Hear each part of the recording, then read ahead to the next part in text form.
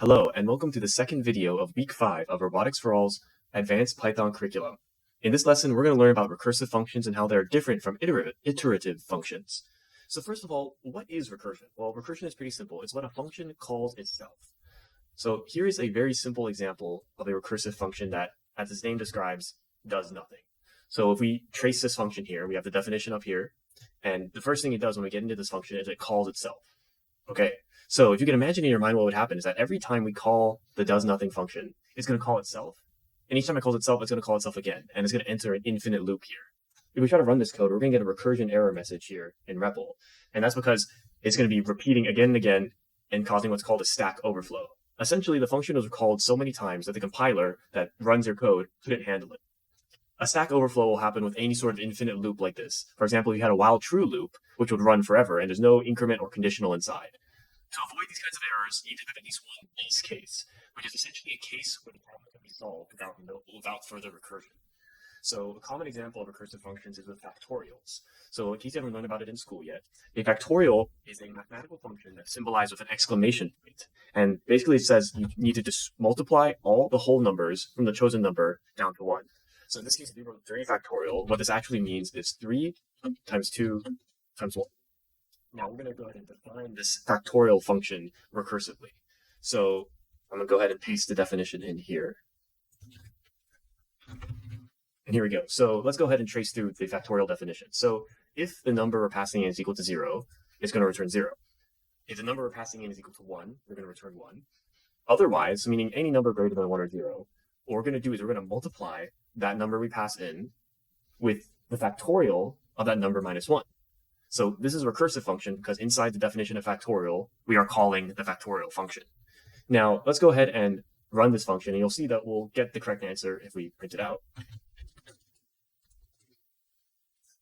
We'll get 6, because that's 3 times 2 times 1. Now, to help us visualize this code, we're going to use this tool called Python Tutor, which is going to run through the code step by step like I just did. So here we go. We have the definition for the factorial function, and now it's been defined over here. Now we're going to call factorial of 3. So we call factorial 3, and now we're inside the factorial function of 3 being equal to 3. We're going to go ahead and check if it's equal to 0, which it's not.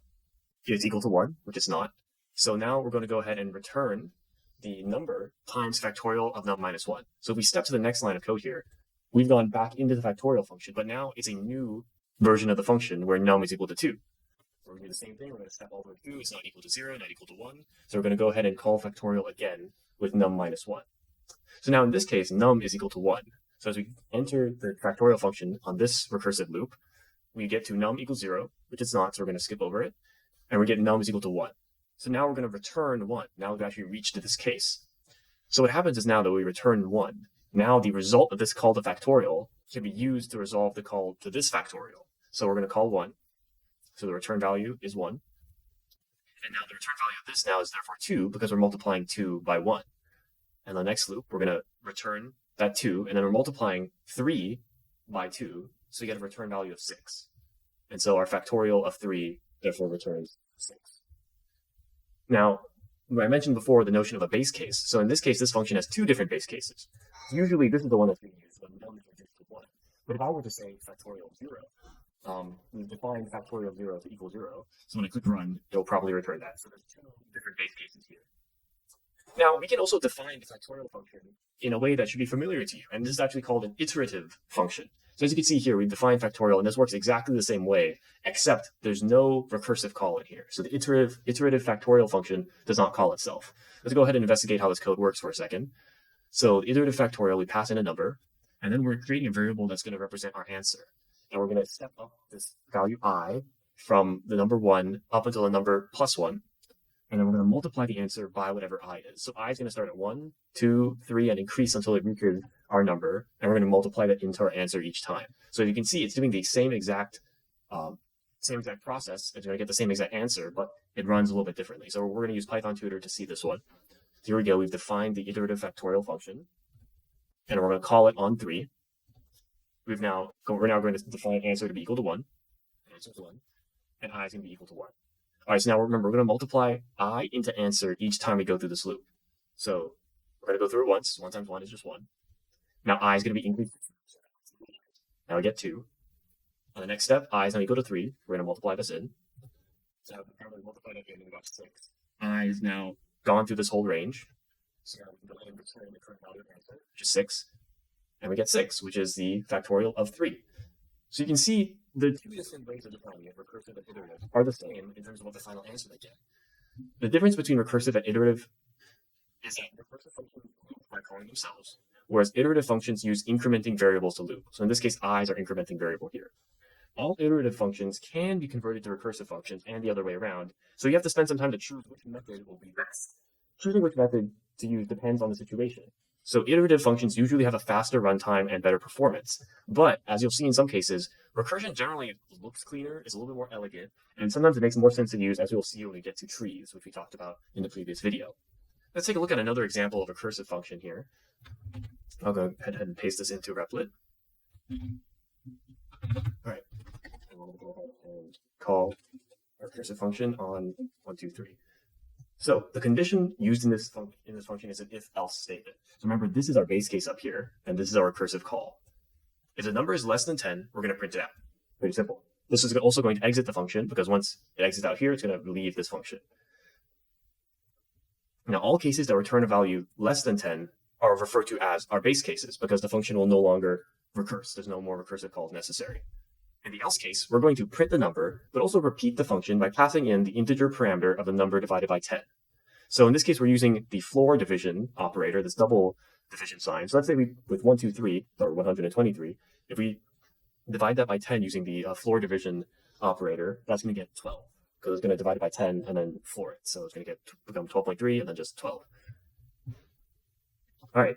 So eventually, as you'll notice, is that eventually we're going to get a number less than 10, because as we shift that decimal place from back here to here to here, eventually we're going to get a number that's less than 10, so we're going to reach our base case.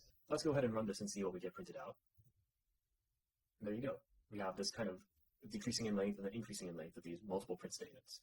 Now let's go ahead and visualize this in Python Tutor as well. So I'm going to go ahead and edit the code here. All right. So here we go, we have our recursive function defined. All right, then we have passing in 1, 2, 3. And we're checking is 123 less than 10, which it's not. Then we're going to go ahead and print the number out. So there you go, we got our first output into the console. And then we're going to call the recursive function. So this bottom print statement here, printing 123, that's not going to get called until our entire recursive function call is done. So we're going back up here, now we're calling recursive function on 12. Check if it's less than 10. And it's not, so we're going to go ahead and print it. And there you go, it gets printed into our output. Then we're going to call recursive function again, but now it's only on 1, because remember we're doing the floor division modifier. Is that less than 10? It's indeed less than 10, so we're just going to print 1. Or in this case, no return value, that we are printing 1. And now that we've finished that recursive call, now we're going to go back into the call stack, back to this call to recursive function, and we're going to go ahead and finish the execution of this. So in this case, it's going to be printing 12 again. Now we've finished. Oops. Let's get back to where we were. So now that we've finished this recursive call, you'll notice it's going to disappear from our call stack. And now we're going back to this recursive call, and we're going to go ahead and print out 12 again. There you go. And now that this function call rather has returned, it's also going to go away. And now we're back to our original call to the recursive function, and we're going to go ahead and print 123. And then that's going to return, and our program is done. In the trees video, we wrote a traversal function, which was used to move through a tree to print it out. So in this case, we defined that function recursively. As you can see here, the base case is if the tree is equal to none, just return the function. Otherwise, it's going to go ahead and call the same function. It's going to call itself on the left side of the tree, and then on the right side of the tree after printing whatever data is at this node. So this is an example of a recursive function, and it's very integral to how the trees are defined. Something that wasn't explained very well in the tree video was the difference between a branched recursive tree and a deep tree. A very branched tree would have, well, as the name suggests, many branches. You can think of it like being a more full tree because there are more nodes and more branches. It might look something like this. This is also called a sorted tree because at any given node, the value to the left is less than the value is itself, and the value to the right is either greater than or equal to. So in this case, let's look at 4. We can see that 2 is less than 4 indeed, and 6 is greater than 4. Same thing if we check at this 2 here, 1 is less than 2, and 3 is greater than 2. So this is considered a sorted tree. Let's take a look at an example of a deep tree. So a deep tree simply refers to a binary tree that has many levels. So in this case, this would be considered a deep tree simply because it has multiple levels. Again, this is also considered a sorted tree because the value to the left is lesser than itself, and the value to the right is always greater. We can compare these two different trees by examining how many levels they have. So in this case, this tree only has 3 levels. Level 1, level 2, level 3. But at this deep tree up here, we actually have 1, 2, 3, 4 levels. So there's no set definition to what's called a deep tree versus very branched or extensively branched, but they're just good terms to have in mind when comparing two different trees. We can tell that this tree is deeper, the top tree is deeper than the bottom tree because it has more levels. But we know this bottom tree is more branched because it has more branches. Thank you so much for watching, and happy programming.